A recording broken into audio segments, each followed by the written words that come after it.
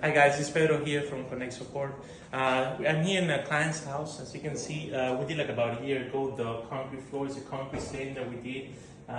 Rustic, that's what the client liked. But here I wanted to show you an issue that we had. We did the bathroom of concrete, okay, and we did white cement.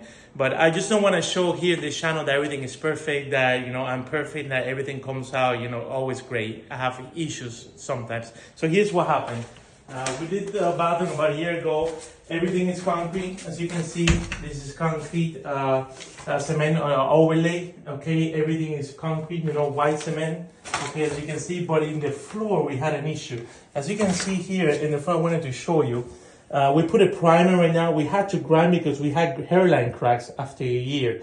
So we ended up opening the hairline crack. We put mesh again, and then we put a primer. We're gonna put the white cement with no color in it, with no enhancer, because it looks like the color affects the concrete. Okay, so we're gonna try that and see what happens, guys, and try my best with what we have.